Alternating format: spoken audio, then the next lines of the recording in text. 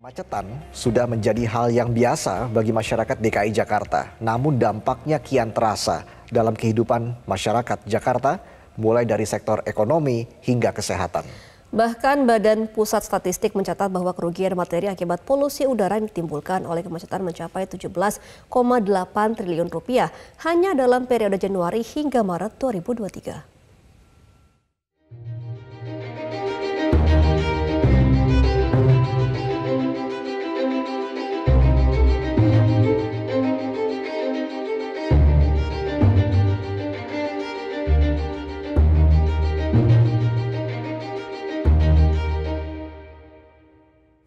Dengan jumlah 34,54 juta jiwa, menjadikan Jakarta sebagai kota dengan populasi terbesar se-Asia Tenggara pada tahun 2022. Hal ini berdampak besar bagi masyarakatnya. Kemacetan sudah menjadi hal yang biasa, bahkan dampak kemacetan pun menyentuh berbagai sektor, mulai dari ekonomi hingga kesehatan. Bahkan polusi udara yang ditimbulkan mampu mengakibatkan kematian.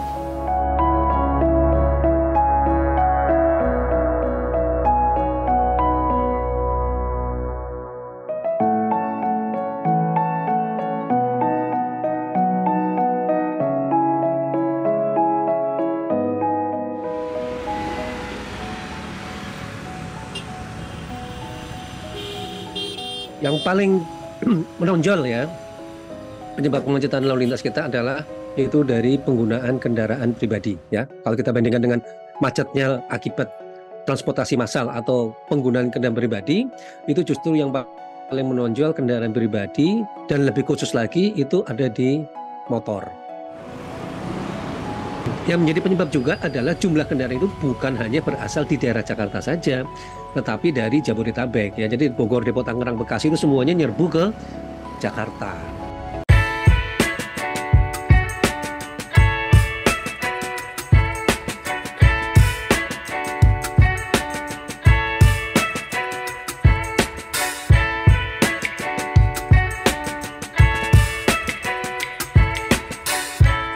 Kalau dibicara kerugian, paling tidak ada 3 indikator kerugian yang bisa kita ukur ya.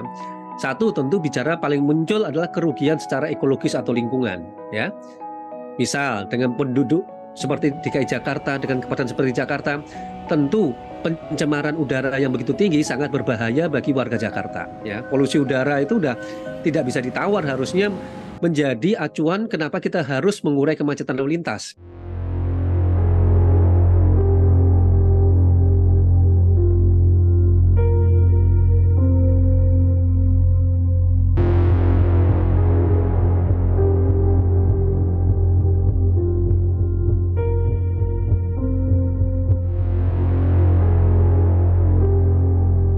Kita lihat ya di Jakarta ini, kalau dilihat dari datanya ya, itu udah di atas 150-an ya untuk AQI-nya.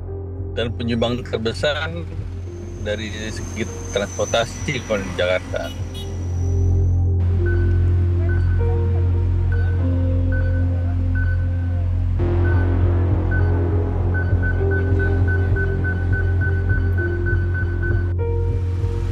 Ya, kalau polusi udara itu kita bisa ada terdiri dari gasnya, terus kemudian ada partikel, jadi ada bentuk gas, ada partikelnya. Partikel itu debu.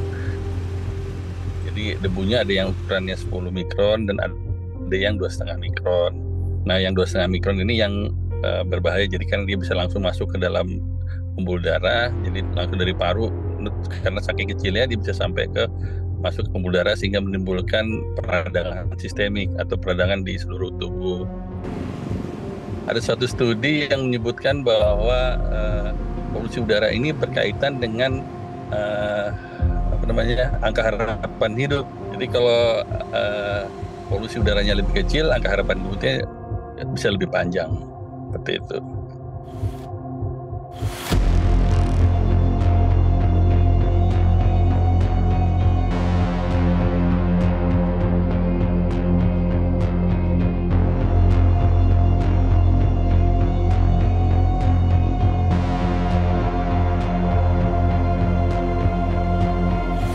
Intinya semua dirugikan ya, tidak ada satupun yang diuntungkan dengan kemacetan lalu lintas. Paling tidak saya merunut ada 3 ya laporan berbagai riset ya, mulai dari dari ITDP, dari Masyarakat Transportasi Indonesia ya, bahkan dari berbagai macam perguruan tinggi yang ada di Jakarta dan sekitarnya, itu memprediksi begini Mbak, kalau kemacetan lalu lintas ini dibiarkan ya, dalam waktu tidak lebih kurang dari 10 tahun dari sekarang, orang keluar rumah itu berhenti. Kalau kita amati lagi, gejala ini sudah mulai muncul pada saat jam pagi berangkat dan jam pulang kerja. Ya, persoalannya kalau ini dibiarkan, maka seiring dengan waktu semakin meluas. Kalau tadi istilahnya hanya berangkat dan pulang, bisa jadi lama-lama setiap hari pada hari kerja terutama ya di luar Sabtu Minggu, jalanan Jakarta itu akan macet total.